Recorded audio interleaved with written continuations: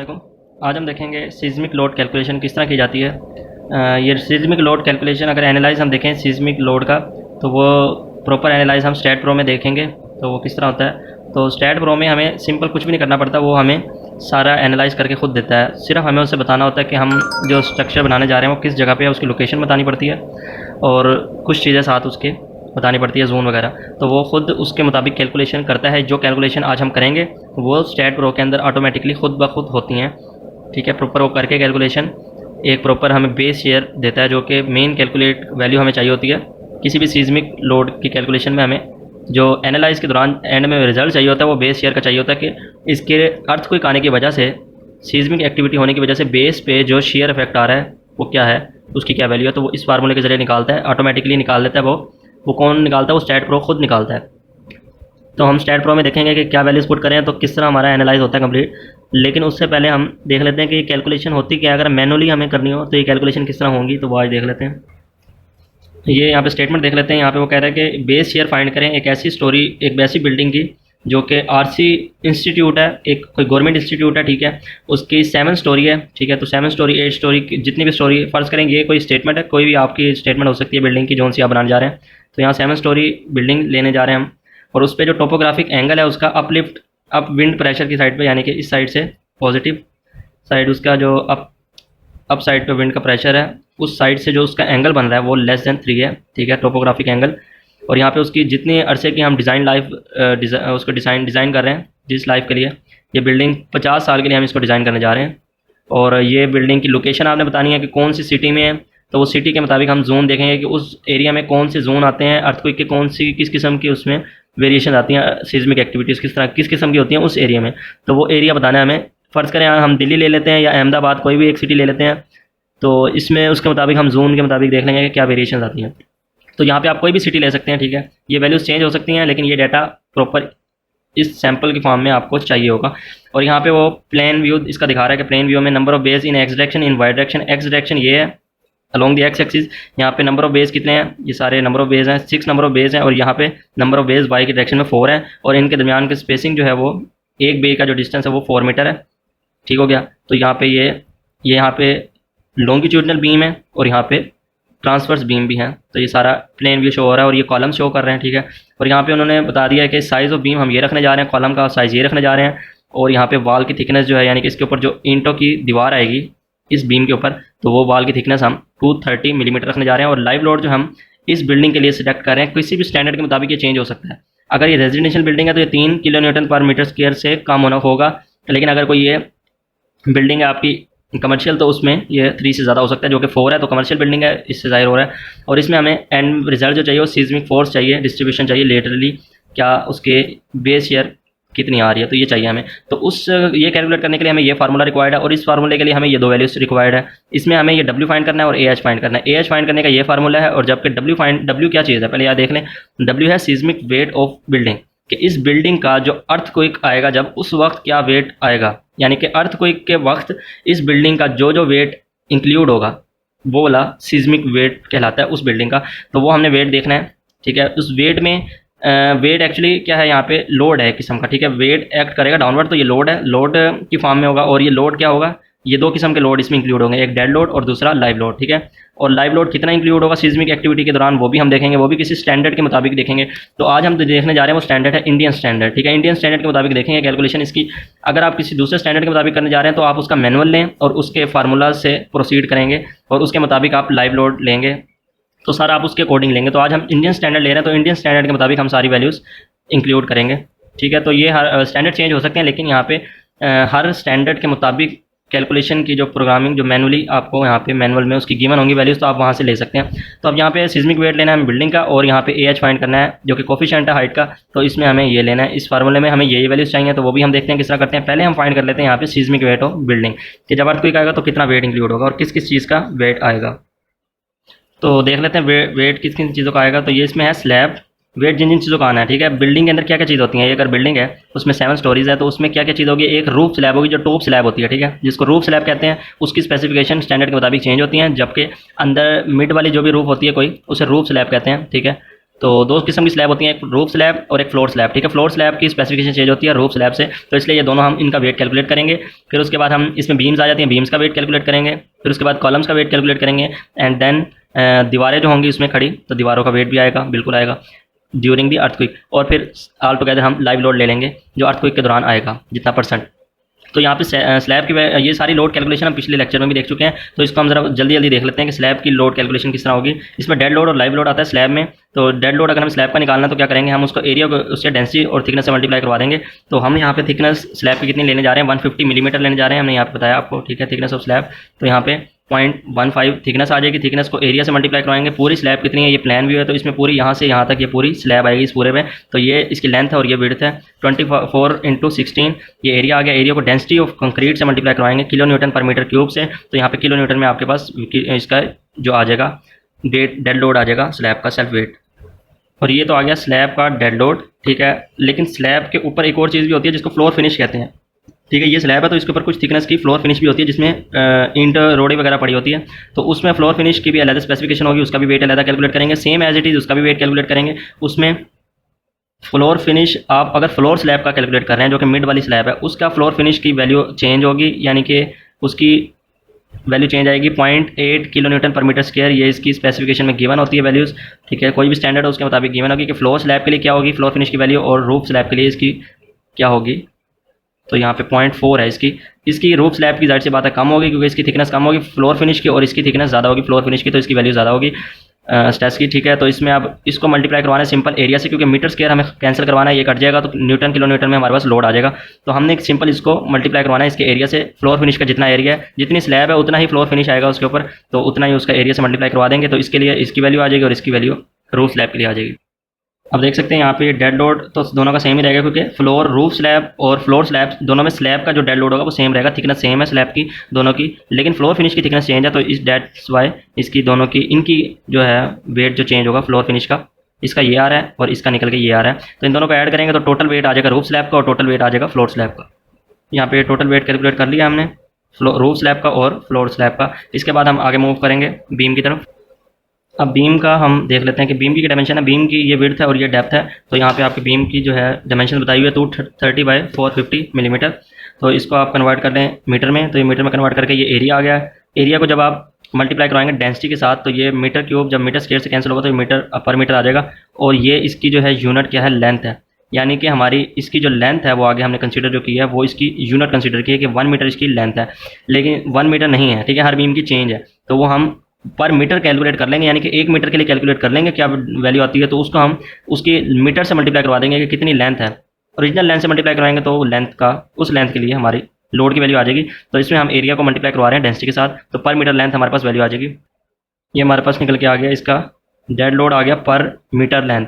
तो अब लेंथ हमें बीम की देखनी है, सारी बीम्स की लेंथ को मल्टीप्लाई करवा देंगे। टोटल बीम, एक बीम ये है, दूसरी ये है, तीसरी ये, चौथी ये, तो एक की लेंथ जो है मतलब सारी लेंथ हमें एक पूरी बीम की, दूसरी बीम की, तीसरी, चौथी, पांचवी, जितनी भी लेंथ की बीम्स हैं ये सारी बीम्स हैं। तो इन सब की लेंथ को हम इकट्ठा ऐड करके उन लेंथ को इस वैल्यू से मल्टीप्लाई करवाएंगे तो हमारे पास आ जाएगा उस लेंथ के लिए सेल्फ वेट आ जाएगा बीम्स का सबका। तो हम यहाँ पे एक ट्रांसवर्स डायरेक्शन में, एक लॉन्गिट्यूडल डायरेक्शन में बीम है और एक ट्रांसफर डायरेक्शन में है। तो हम लॉन्गिट्यूडल डायरेक्शन में अलग कैलकुलेट कर लेते हैं लेंथ बीम की, और ट्रांसफर डायरेक्शन में अलग लेंथ कैलकुलेट कर लेते हैं टोटल। ये सारी अलग कैलकुलेट करेंगे और हॉरिजॉन्टली सारी अलग कैलकुलेट कर लेते हैं। तो अब लेंथ ऑफ बीम जो है हमारी कैलकुलेट कर रहे हैं हम ट्रांसफर डायरेक्शन में और लॉन्गिट्यूडल डायरेक्शन में। ट्रांसफर डायरेक्शन में इसकी जो लेंथ है वो 4 मीटर है। ये देखें, आप देख सकते हैं ये इसका यूँ लाइन जा रही होगी यहाँ से, ये 4 मीटर है इसकी लेंथ यहाँ से यहाँ। लेकिन ये तो है बीम की और ये नीचे कॉलम पड़ा है इसका, ठीक है। इस कॉलम की क्या लेंथ है आप देखें तो ये ट्रांसफर डायरेक्शन में इस कॉलम की लेंथ वो माइनस होनी चाहिए, क्योंकि ये सेंटर से स्टार्ट हो रहा है बीम और इसके सेंटर पे कॉलम पे ख़त्म हो रहा है। तो ये जो एक्स्ट्रा है इसकी लेंथ बीम की वो इंक्लूड नहीं होगी, ठीक है। ये एक्स्ट्रा माइनस होगी, मीन्स के माइनस नहीं होगी, ये वाली माइनस होगी, क्योंकि हमें बीम जो है वो यहाँ से यहाँ तक प्रोवाइड करना है, ये अंदर इंटरनल नहीं है अभी, ठीक हो गया। तो ये बीम यहाँ से यहाँ आएगी, तो ये इसकी लेंथ है 4 मीटर। तो एक्चुअल बीम की लेंथ होनी चाहिए यहाँ से यहाँ तक, तो हमें ये माइनस करनी पड़ेगी हाफ यहाँ से और हाफ यहाँ से कॉलम की डायमेंशन, मीन्स के 0.15 यहाँ से और 0.15 यहाँ से, जो कि 3 यहाँ पे आप 2 से मल्टीप्लाई करवा दें तो यहाँ 0.3 बन जाता है, यानी कि 300 मिलीमीटर इसको माइनस करना है 4000 मिलीमीटर से। तो इसको हमें क्या करना है, अब यहाँ से माइनस कर दिया, यहाँ से ओरिजिनल लेंथ आ गई, यानी कि यहाँ से यहाँ तक की बीम की लेंथ आ गई हमारी, जो हमें ओरिजिनल प्रोवाइड करनी है अलॉन्ग दी ट्रांसफर डायरेक्शन। जबकि अलॉन्ग दी लॉन्गिट्यूडनल डायरेक्शन देखें तो ये बीम इस तरह पड़ा है, ठीक है। अब यहाँ पे ये वाली 300 डायमेंशन थी, तो ये है बीम कॉलम की 600। ठीक हो गया। तो हमें यहाँ से ये यहाँ से यहाँ तक की डायमेंशन चाहिए, सिर्फ जो अंदर की तरफ कॉलम में एम्बेडेड है उसको माइनस करना है, तो वो ओरिजिनल बीम नहीं है हमारी, तो वो माइनस करेंगे, हाफ यहाँ से माइनस करेंगे और हाफ यहाँ से करेंगे, तो ये 600 का हाफ हो जाएगा, यानी कि 0.3 मीटर। दो दफ़ा मल्टीप्लाई माइनस होगा, एक दफ़ा यहाँ से एक दफ़ा यहाँ से, तो माइनस हो जाएगा 4 मीटर से, तो ये हमारे पास ओरिजिनल लेंथ आ जाएगी अलोंग दी लॉन्गिट्यूडनल डायरेक्शन। तो ये तो एक बीम की लेंथ आ गई along the longitudinal direction. Along the longitudinal direction कितनी बीम्स हमारे पास, टोटल नंबर ऑफ बीम्स कितने हैं और अलोंग दी ट्रांसफर डायरेक्शन कितनी है, तो हम इस लेंथ को, एक लेंथ बीम की लेंथ को टोटल नंबर ऑफ जो बीम्स हैं उनसे मल्टीप्लाई करवाएंगे, तो टोटल नंबर ऑफ बीम्स जो हैं उनकी लेंथ आ जाएगी हमारे पास। अब देख लें ट्रांसवर्स डायरेक्शन, यानी कि ये वाली डायरेक्शन है, ठीक है। ट्रांसवर्स डायरेक्शन में कितने बीम्स हैं, 1 2 3 4 5 6 7 8 9 10, इस तरह ये सारी बीम्स आप कैलकुलेट करेंगे। मीन्स कि अगर ये 3 है और ये 3 6 7 इधर है, तो ये टोटल कितने हो जाएंगे, ये रोज़ हैं 4, तो 7/4 28 इसमें बीम्स आ जाएगी अलोंग द ट्रांसफर डायरेक्शन। इसी तरह अलोंग द लॉन्गिट्यूडनल डायरेक्शन कितनी बीम्स आ जाएंगी, ये टोटल 30 बन रही हैं। तो टोटल नंबर ऑफ बीम से मल्टीप्लाई करवा देंगे उस डायरेक्शन में, उस लेंथ से मल्टीप्लाई करवाएंगे, तो हमारे पास टोटल लेंथ बीम की आ जाएगी, सारी बीम्स की टोटल लेंथ आ जाएगी। तो इसको हमने मल्टीप्लाई करवाना है किससे, 28 से, और यहाँ पे इसको मल्टीप्लाई करवाना है 30 से, तो टोटल लेंथ आ जाएगी लॉन्गिट्यूडनल डायरेक्शन की। तो यहाँ पे हम मल्टीप्लाई करवा देते हैं, ये एक बीम की लेंथ है, मुझे टोटल बीम की लेंथ चाहिए, तो मैं 20 सारे बीम्स जो हैं टोटल उनके नंबर से मल्टीप्लाई करवा दूंगा, तो टोटल नंबर ऑफ लेंथ आ जाएगी बीम्स की, टोटल बीम्स की। और उसके बाद मुझे मल्टीप्लाई किससे करवाना है, वो वाला यूनिट वेट, वो वाला सेल्फ वेट जो भी मैंने कैलकुलेट किया इसके पीछे, उसकी वैल्यू क्या थी, 2.58 किलो न्यूटन पर मीटर, यानी कि पर मीटर लेंथ। तो ये लेंथ से मल्टीप्लाई करवाऊंगा, तो इतनी लेंथ के लिए मुझे किलो न्यूटन उसका वेट मिल जाएगा। और इसी तरह मैं यहाँ पे भी इसको मल्टीप्लाई करवाऊंगा इसके किलो न्यूटन पर मीटर लेंथ के लिए, यूनिट वेट्स इसके वेट से, और यहाँ पे लेंथ टोटल आ जाएगी मेरे पास जब मैं इसकी एक बीम की लेंथ को टोटल नंबर ऑफ बीम से मल्टीप्लाई कराऊंगा। ये टोटल बीम की लेंथ आ गई जो कि ट्रांसवर्स डायरेक्शन में है, इस डायरेक्शन में है, ठीक है, सारी उनका वेट है, और ये है लॉन्गिट्यूडनल डायरेक्शन में जो बीम्स है उनका वेट है। तो एक पूरी बीम का अगर हमें सेल्फ वेट चाहिए पूरे स्ट्रक्चर के, तो वो किस तरह मिलेगा, इन दोनों को ऐड करने से। और ये सिर्फ एक स्टोरी का है, याद रखें ये सिर्फ एक स्टोरी का, क्योंकि मैंने प्लान से लिया है और टोटल मैंने एक स्टोरी का कैलकुलेट किया, तो मैं नंबर ऑफ स्टोरी से मल्टीप्लाई कराऊंगा, तो ये टोटल वेट यूँ आता जाएगा। तो मुझे अभी उसकी जरूरत नहीं है, तो मुझे एक स्टोरी का ही कैलकुलेट करना था, मैं एक स्टोरी का करूँगा सारी वैल्यूज़। इसी तरह वाल कैलकुलेट करूँगा, वाल मुझे बीम्स के ऊपर आएगी, जहाँ जहाँ बीम्स है वहीं पर मेरी वाल्स आएंगी, और वाल्स की भी वही तरीकेकार होगा कैलकुलेट करने का, जहाँ जहाँ बीम है वहीं वाल्स आएंगी, और वाल्स भी ट्रांसवर्स डायरेक्शन में भी होंगी और लॉन्गिट्यूडनल डायरेक्शन में भी होगी, और इनकी लेंथ भी जो है उसी तरह कैलकुलेट होगी जिस तरह अभी बीम्स की गई है। तो ये देख सकते हैं आप, सेल्फ वेट कैलकुलेट करेंगे, यहाँ पे सेल्फ वेट जो है थिकनेस इंटू डेंसिटी करेंगे, क्योंकि यहाँ पे थिकनेस मुझे गिवन है वाल्स की। अब यहाँ पे मैं सेल्फ वेट ले रहा हूँ, तो थिकनेस को डेंसिटी से मल्टीप्लाई करवा रहा हूँ। ये देखें, ये थिकनेस है 0.23 मीटर में, और इसकी डेंसिटी है, अगर हमें ब्रिक की डेंसिटी देखनी है तो वो 20 किलो न्यूटन पर मीटर क्यूब है, और ये डेंसिटी आ गई ब्रिक की। और इसको अगर हम मल्टीप्लाई करवा दें 1 मीटर, मैं हाइट यहाँ पे अज्यूम कर रहा हूँ कि 1 मीटर है, कि मैं ये जो वेट कैलकुलेट कर रहा हूँ वो उस ब्रिक का, उस वाल का कर रहा हूँ जिसकी हाइट जो है 1 मीटर है, ठीक है, ये यूनिट अज्यूम कर रहा हूँ मैं। और लेट अज्यूम के पर मीटर हाइट इसकी मैं वेट कैलकुलेट कर रहा हूँ, और यहाँ पे लेंथ भी 1 मीटर ही यूज़ कर रहा हूँ, ठीक है, 1 मीटर पर मीटर लेंथ ही मैं इसकी लेंथ भी 1 मीटर ले रहा हूँ, और यहाँ पे हाइट भी 1 मीटर ले रहा हूँ, बस थिकनेस मैं उसको दे रहा हूँ यहाँ पे, तो मुझे यहाँ पे वैल्यू निकल के आ जाएगी किलो न्यूटन पर मीटर लेंथ पर मीटर हाइट, ठीक है। 1 मीटर हाइट के लिए और 1 मीटर लेंथ के लिए मुझे ये लोड रिक्वायर्ड है, ठीक है, ये लोड आ रहा है उस पर। तो अब लेंथ कैलकुलेट कर लेता हूँ। उसी तरह ट्रांसवर्स डायरेक्शन में भी उसी तरह, जहाँ जहाँ बीम्स आएंगी बीम के एक्जैक्टली ऊपर वहीं से स्टार्ट हो जाएगी उसकी वाल्स, ठीक है। तो वाल्स की भी वही लेंथ होगी जो कि बीम्स की आई थी, सेम एज इट इज, उसी तरह बीम की वाल्स बीम्स के ऊपर बिल्कुल वही लेंथ होगी उसकी भी, तो वही लेंथ कैलकुलेट करने का तरीकाकार है उसमें भी, तो वही तरीकाकार है, उससे कैलकुलेट करेंगे तो ये वैल्यू आ जाएगी मीटर में। तो अब ये है तो है एक वाल के लिए, ठीक है, क्योंकि एक बीम के लिए आ गया ये लेंथ, और उसी के ऊपर एक वाल आएगी, और एक वाल के लिए मुझे सिर्फ यहाँ पे लेंथ मिली है, तो मुझे तो सारे वेट कैलकुलेट करना है सारे वाल्स का, तो एक वाल को तो नहीं करना, तो मैं सारी इसको लेंथ को टोटल लेंथ में कन्वर्ट करूँगा, एक लेंथ को टोटल वाल की लेंथ में कन्वर्ट करूँगा। तो टोटल वाल नंबर ऑफ वाल्स कितनी है, और बाकी उन सब की लेंथ यही है, तो उसको मल्टीप्लाई करवा दूँगा नंबर ऑफ वाल से, तो 28 नंबर ऑफ वाल्स हैं, क्योंकि 28 नंबर ऑफ बीम्स हैं, उन्हीं के ऊपर 28 वाल्स आएंगी, और इतनी ही लेंथ की आएंगी, तो मैं लेंथ से मल्टीप्लाई करवा दूँगा नंबर्स को, और यहाँ पे उसका जो अभी मैंने लोड कैलकुलेट किया पर मीटर लेंथ, तो लेंथ से मल्टीप्लाई कराऊंगा, तो ये लेंथ तो खत्म हो जाएगा, लेकिन पर मीटर हाइट रह जाएगा, क्योंकि मुझे 1 मीटर हाइट भी तो ली थी मैंने, तो अभी हाइट को मल्टीप्लाई नहीं करवाया, जो कि ये 1 मीटर हाइट के लिए ही कैलकुलेट होगा यहाँ पे लोड, और यहाँ पे भी जो 1 मीटर हाइट के लिए कैलकुलेट होगा, क्योंकि 30 नंबर ऑफ बीम्स है और उन्हीं के ऊपर 30 नंबर ऑफ वाल्स है मेरी। तो ये टोटल लेंथ आ गई वाल्स की, और ये डेंसिटी आ गई, सॉरी ये लोड आ गया पर मीटर लेंथ। ये मेरे पास लोड आ गया पर मीटर हाइट, 1 मीटर हाइट के लिए ये लोड है वाल्स का, जो कि ट्रांसफर डायरेक्शन में है वाल्स, और ये लॉन्गिट्यूडनल डायरेक्शन में वाल्स हैं उनका ये लोड है, ठीक है। अभी हाइट को मैं बिल्कुल छेड़ नहीं रहा, तो हाइट जो मैं लूँगा वो तब बाद में लूँगा, अभी बाद में, ठीक है। तो अभी मैं एक स्टोरी के लिए सिर्फ पर लेंथ कर रहा हूँ कैलकुलेट, तो ये लेंथ आ गया। अब ये कॉलम रह गया, मेरे कॉलम का वेट रह गया। कॉलम का वेट किस तरह आएगा, कॉलम की भी मुझे डायमेंशन पता है, ये 300 और ये 600 है। 300 मीटर में कन्वर्ट करें, इसका एरिया बन जाएगा length into weight into density into number of columns. कितने नंबर ऑफ कॉलम है, टोटल नंबर ऑफ कॉलम मेरे यहाँ पे 35 है। आप नंबर ऑफ कॉलम देखें तो नंबर ऑफ कॉलम 35 हैं। एक जो है मेंबर यानी कि एक कॉलम जो है उसकी हाइट मैं कंसीडर कर रहा हूँ कि 1 मीटर है, ठीक है। यहाँ पे पर मीटर मैं लेकर चल रहा हूँ, अभी मैं हाइट को चेंज नहीं कर रहा किसी की भी, याद रखें, आप भी चेंज ना कीजिएगा, आगे जाके कैलकुलेट करेंगे हम। तो अभी यहाँ पे पर मीटर ही कैलकुलेट कर रहा हूँ कि एक कॉलम ऐसा है जिसकी हाइट 1 मीटर है, तो मैं एक कॉलम के लिए कैलकुलेट करूँगा, क्योंकि एक कॉलम की डायमेंशन दी, उसकी डेंसिटी से मल्टीप्लाई करवाया और यहाँ पे नंबर दे दिए, तो जितने नंबर के लिए कैलकुलेट करना है उतने नंबर से मल्टीप्लाई करवा देंगे, तो सारे कॉलम्स के लिए मेरे पास यहाँ पे लोड आ जाएगा, सेल्फ वेट आ जाएगा। यहाँ पे मेरे पास लोड कैलकुलेट हो गया, किलो न्यूटन में आ गया 157.5 किलो न्यूटन कॉलम का लोड, टोटल सारे कॉलम्स का लोड आ गया पर मीटर हाइट, जब उनकी हाइट जो थी 1 मीटर थी, ठीक है। तो अभी ये पर मीटर है यहाँ पे। और लाइव लोड कैलकुलेट करना है। अब लाइव लोड किन चीज़ों का होता है, लाइव लोड स्लैब पे आता है एक्चुअली, और ये भी स्टैंडर्ड के मुताबिक होता है। अगर सीजमिक लोड में आप देखें, अगर सीजमिक लोड कैलकुलेट कर रहे हैं तो बाकी जो आपने लोड कैलकुलेट की, ये तो सारा प्रोसीजर था लोड कैलकुलेशन का, ये प्रॉपर हम पिछली वीडियोज़ में भी देख चुके हैं, अगर आपको समझ नहीं लगती तो आप वो भी देख सकते हैं। लेकिन लोड लाइव लोड जो है वो अगर सीजमिक लोड कैलकुलेट कर रहे हो तब जाके लाइव लोड चेंज हो जाता है, लाइव लोड का स्टैंडर्ड चेंज हो जाता है। लाइव लोड जो है अगर सीजमिक लोड कैलकुलेट कर रहे हैं तो उस केस में रूफ स्लैब पे जो आएगा वो 0 होगा, ठीक है, याद रखें। लाइव लोड रूफ स्लैब पे जब सीजमिक लोड लग रहा होगा या कैलकुलेट कर रहे होंगे तो वो 0 कंसीडर होगा। और लाइव लोड अगर आप फ्लोर स्लैब पे लेंगे, फ्लोर स्लैब आपको पता है कौन सी होती है, ये सारी अगर स्लैब है तो टॉप मोस्ट जो होगी वो रूफ स्लैब होगी, दरमियान वाली सारी फ्लोर स्लैब होगी।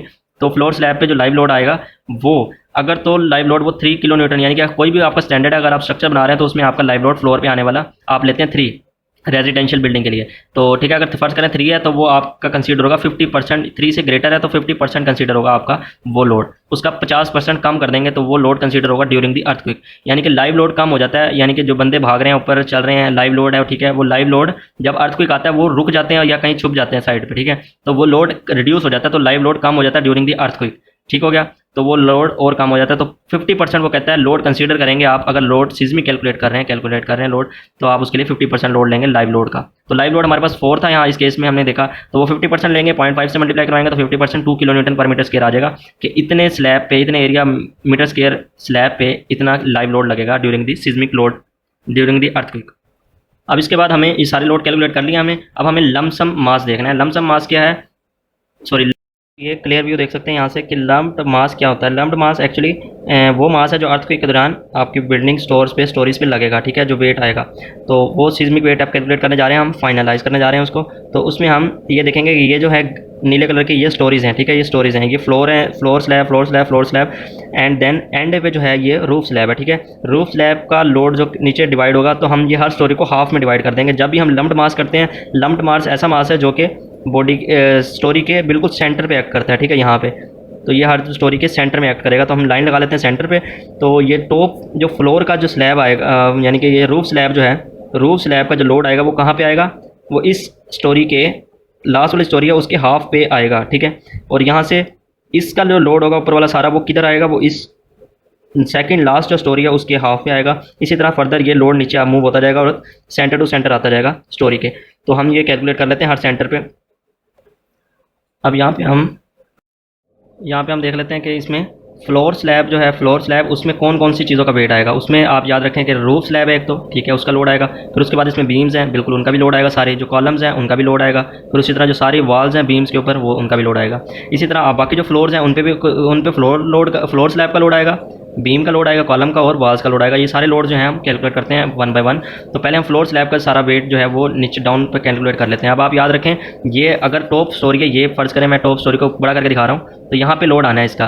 तो यहाँ पे लोड आने के लिए ये मुझे लेंथ चाहिए, कॉलम्स की कितनी लेंथ है ये देखें, ठीक है, यहाँ पे बीम्स भी हैं, तो ये कॉलम्स की लेंथ ये चाहिए, यानी कि ये स्टोरी टू स्टोरी जो हाइट है वो हाफ हो जाएगी यहाँ पे, ठीक है, क्योंकि मुझे कॉलम्स की हाइट कितनी होगी जितनी स्टोरी की हाइट है, यानी कि 3.5, ठीक है। तो 3.5 कॉलम की वक्त जब हम कैलकुलेट कर रहे होंगे तो टोटल हाइट जो कैलकुलेट करेंगे कॉलम की वो कितनी होगी, हाफ हो जाएगी 3.5 से। इसी तरह वॉल्स की भी हाइट जो है यहाँ से यहाँ तक होगी स्टोरी, लेकिन हमें यहाँ पे हाफ पे कैलकुलेट करनी है, तो हमें वॉल्स का भी जो लेंथ है वो हाइट जो है वो हाफ कर देंगे हम, 3.5 डिवाइड बाई 2 कर देंगे। तो ये बात याद रखनी है बस, इसमें और कुछ नहीं है, क्योंकि हाइट का इसमें केस आएगा। बाकी सारा लोड कैलकुलेट कर चुके हैं हम। रूफ स्लैब का लोड कैलकुलेट करना है, इसमें दो लोड आएंगे, लाइव लोड और डेड लोड, जो हम कैलकुलेट कर चुके हैं। रूफ स्लैब का लोड बीम का, कॉलम्स का, वॉल्स का और रूफ स्लैब।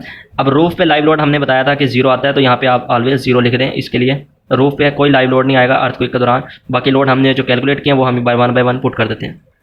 ये देख सकते हैं मैंने रूफ स्लैब जो मैंने अभी कैलकुलेट किया, टोटल रूफ स्लैब का वेट वो मैंने पुट कर दिया किलो न्यूटन में था।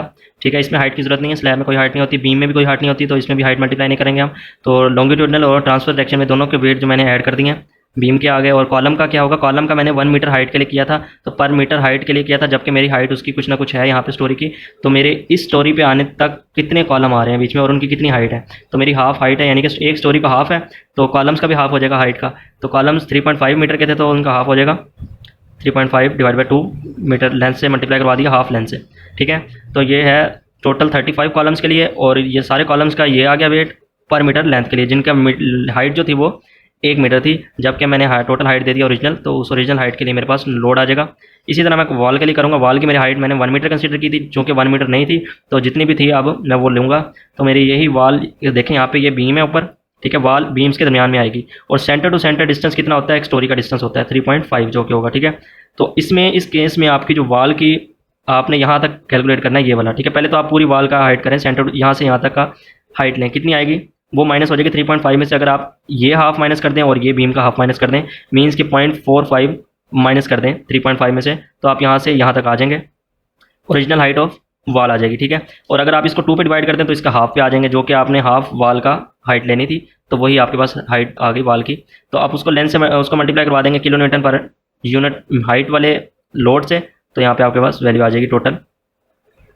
तो ये है टोटल लोड रूफ स्लैब का, डेड लोड जो आ रहा है यहाँ से स्टोरी तक आ रहा है। ठीक है, अब मुझे ये वाला भी ऊपर वाला भी रखना है और इसका भी कैलकुलेट करना है, इस पूरी स्टोरी का, ये जो हाफ स्टोरी है इसका कैलकुलेट करके मुझे इस पॉइंट पे कैलकुलेट करना है, इस स्टोरी पे, इस हाइट पे। ठीक है, तो इस पे कैलकुलेट करने के लिए मैं क्या करूँगा, इसमें आप देखें यहाँ पे हाफ स्टोरी नीचे वाली ऐड हो रही है और हाफ स्टोरी ऊपर वाली ऐड हो रही है, तो मिलकर टोटल हाइट यानी कि एक स्टोरी की ही बना रही है।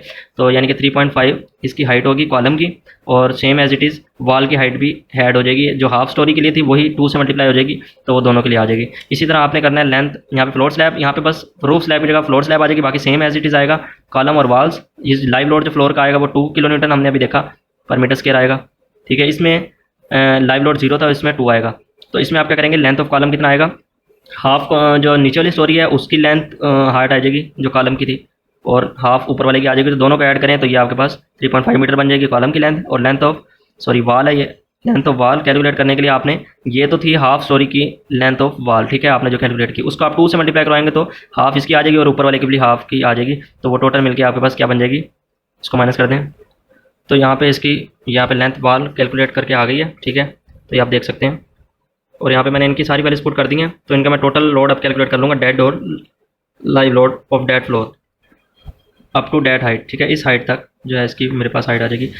मीन्स कि आप कह सकते हैं कि ये देखें, ये अगर टॉप फ्लोर था और यह है आगे सेकंड, और आपने ये स्टोरी थी दूसरी, ये एक स्टोरी है दूसरी, और फिर फ्लोर है। ठीक है, रूफ स्लैब और ये फ्लोर स्लैब आ गया यहाँ पे। तो ये अगर आपने यहाँ पे कैलकुलेट करना है तो आप क्या करेंगे, यहाँ का ये स्टोरी का हाफ और इस स्टोरी का हाफ दो आपने कैलकुलेट कर लिए हैं, इसमें ये कैलकुलेट किया अभी। ठीक है, उसका आप इस पे आ जाएगा, और ऊपर वाले का भी आपने कैलकुलेट किया था जो कि इस पॉइंट पे था, वो भी आप इसमें ऐड कर देंगे, तो इसका लोड और इसका लोड जो है वो ऐड होकर इस पॉइंट पे आ जाएगा। तो इसी तरह आप ऐड करते जाएंगे तो आगे फर्दर आंसर आते जाएगा। तो ये आ गया टोटल लोड कैलकुलेट करके फ्लोर, इस फ्लोर स्लैब का, यानी कि इन 2 स्टोरीज़ का जो लोड आ गया वो इस पे पॉइंट पे ये आ गया। लेकिन अब इस पॉइंट पे अगर मुझे टोटल लोड निकालना है तो वो किस तरह निकालूंगा, ये तो सिर्फ इस स्टोरी का है। ठीक है, इस स्टोरी का है सिर्फ इस, लेकिन ऊपर वाली का जो है वो मैंने यहाँ पे कैलकुलेट किया है रूफ स्लैब का, वो भी ऐड करना पड़ेगा जो अभी मैंने कैलकुलेट किया। इन दोनों को ऐड करने पे मेरे पास यहाँ पे लोड आ जाएगा, वो कितना होगा। अब ये देखें, ये टोटल लोड निकल के आ गया इस स्टोरी पे। ये देखें, ये है फ्लोर, यहाँ तक जो है फ्लोर स्लैब का लोड आएगा वो यहाँ तक आएगा, वो कितना आएगा 338.27 किलो न्यूटन। ठीक है, और यहाँ पे अगली स्टोरी पे आएगा वो इसका भी आएगा, यानी कि ये भी ऐड होगा, और इस स्टोरी का भी आएगा। इस स्टोरी का कितना होगा, वो ये होगा फ्लोर स्लैब का, जो फ्लोर स्लैब पे मैंने लोड कैलकुलेट किया वो इस तरह आएगा। ठीक है, इस तरह स्टोरी टू स्टोरी। अब ये देखें, ये आपने कैलकुलेट कर लिया, वो कितना आया, ये आया। ठीक है, इसको आपने ऊपर वाले में ऐड किया तो इस पॉइंट पे आ गया लोड। अब इसी तरह ये स्टोरी का कैलकुलेट कर लिया, आगे सारी स्टोरी ये इस जैसी ही है, सेम है।